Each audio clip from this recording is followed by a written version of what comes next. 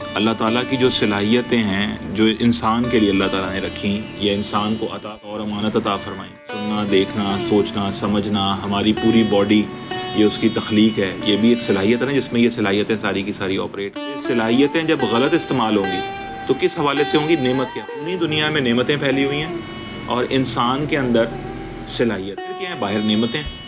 تو اگر کوئی شخص جو ہے اللہ تعالیٰ کی صلاحیت کو غلط استعمال کر رہا ہے تو وہی تو بات بنے گی اس کی آزمائش کہ ایک انسان ہے، اللہ نے اس کو صلاحیت دی ہے کہ تو اپنا مال خود کما سکتا ہے لیکن وہ دوسرے کا مال چوری کر لیتا ہے۔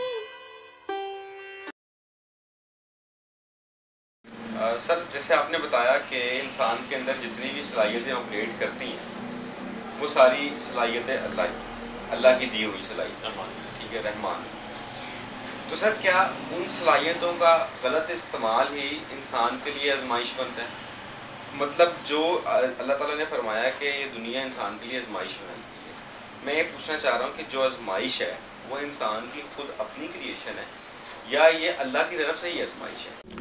جی اسد، اس میں نا بات یہ ہے کہ اللہ تعالیٰ کی جو صلاحیتیں ہیں جو انسان کے لیے اللہ تعالیٰ نے رکھیں یا انسان کو عطا فرمائیں، بطور امانت عطا فرمائیں، ہمارا سننا، دیکھنا، سوچنا، سمجھنا، ہماری پوری باڈی یہ اس کی تخلیق ہے، یہ بھی ایک صلاحیت ہے نا جس میں یہ صلاحیتیں ساری کی ساری آپریٹ کرتی ہیں۔ تو آپ نے بالکل صحیح طرف اشارہ کیا ہے کہ یہ صلاحیتیں جب غلط استعمال ہوں گی تو کس حوالے سے ہوں گی؟ نعمت کے حوالے سے۔ بیرونی دنیا میں نعمتیں پھیلی ہوئی ہیں اور انسان کے اندر صلاحیتیں۔ قرآن مجید میں اس طرف دعوت فکر بھی ہے کہ آپ انفس اور آفاق میں میری نشانیاں دیکھو۔ تو ہمارے اندر کیا نشانی ہے؟ ہمارے اندر نشانی یہی صلاحیت ہے کہ ہم جو کر سکتے ہیں یہ اللہ تعالیٰ کی دی ہوئی طاقت، قابلیت، صلاحیت اور اہلیت کے مطابق ہی ہم یہ کر پاتے ہیں۔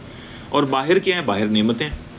تو اگر کوئی شخص جو ہے اللہ تعالیٰ کی صلاحیت کو غلط استعمال کر رہا ہے تو وہی تو بات بنے گی اس کی آزمائش کہ ایک انسان ہے، اللہ نے اس کو صلاحیت دی ہے کہ تو اپنا مال خود کما سکتا ہے لیکن وہ دوسرے کا مال چوری کر لیتا ہے، ڈاکہ مار لیتا ہے، چھین لیتا ہے، رازنی کر لیتا ہے۔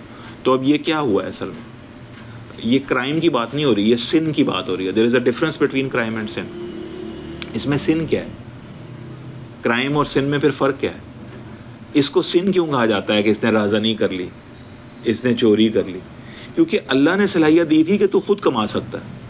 القاسب حبیب اللہ والا پیغام اس تک پہنچ گیا ہوا تھا، لیکن اس نے پھر بھی کیا کیا کہ اللہ کی دی ہوئی صلاحیت کو غلط جگہ پہ اپلائی کر دیا،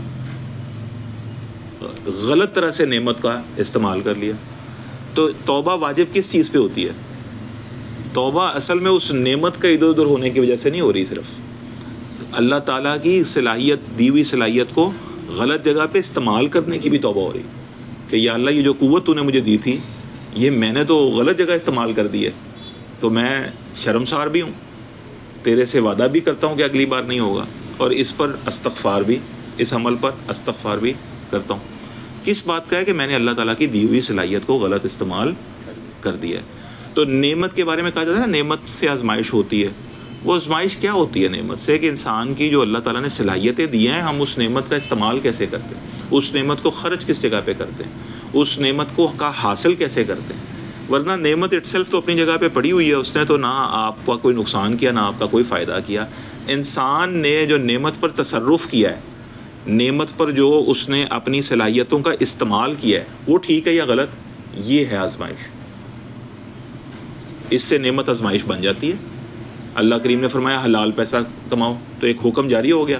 اب انسان میں صلاحیت ہے کہ وہ حلال پیسہ کما سکتا ہے، لیکن اس نے اپنی صلاحیت کو صرف کر دیا حرام پیسہ کمانے میں، تو غلط ہو گیا۔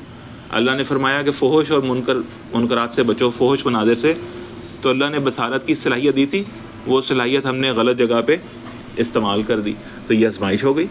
آزمائش کا مطلب کیا ہے؟ ٹیسٹ ہو گئی نا، آپ کی وہ صلاحیت ٹیسٹ ہو گئی کہ کیا وہ صلاحیت اللہ تعالیٰ کی منشا، مرضی، حکم کے مطابق استعمال ہوتی ہے یا خلاف استعمال ہوتی ہے۔ دیکھیں اکثر آپ لوگوں کو دیکھتے ہیں ایتھسٹ پوائنٹ آف ویو رکھنے والوں میں، ان میں ایک بڑی چڑ ہوتی ہے اس بات کی کہ یار دیکھو ایک تو اللہ نے ہمیں اس دنیا میں پیدا کر دیا، ہم اتنا کام کرتے ہیں، اس کے بعد اس کے 100 طرح کے حکم ہمیں ماننے پڑتے ہیں۔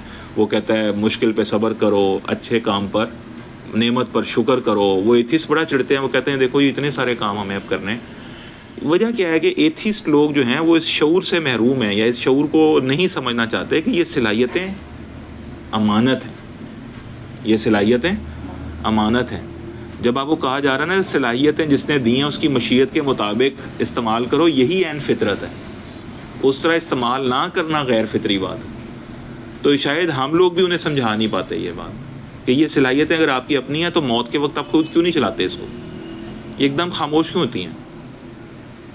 تو اگر یہ کسی اور کی ہیں تو پھر حکم بھی اس کا کیوں نہیں مان لیتے آپ؟ تو بات ماننا آسان ہو جاتی. تو نعمت کی آزمائش کیسے ہوتی ہے؟ ایک نعمت کی وجہ سے, لیکن صرف نعمت وہ محرک نہیں ہے جس سے آزمائش ہو رہی ہے. نعمت پہ اللہ کی دی ہوئی صلاحیتوں کا تصرف کیسے کیا گیا ہے, یہ ہے آزمائش. ہم تمہیں آزمائیں گے مال سے, جان سے, پھلوں کے ضائع ہونے سے. وہ آبجیکٹ تو باہر اس کے ساتھ جو بھی ہو رہا ہے, لیکن جب تک آبجیکٹ کے ساتھ سبجیکٹ نہیں آئے گا انسان, اور انسان کی صلاحیتیں مس آپریٹیو نہیں اس پہ ہوں گی, تب تک اس کی آزمائش وہ نہیں ہو رہی. تو آزمائش سے بچنا چاہیے. جب ہم صلاحیتوں کو اللہ کا مان لیں گے تو ہمیں یہ بات سمجھ آ جائے گی.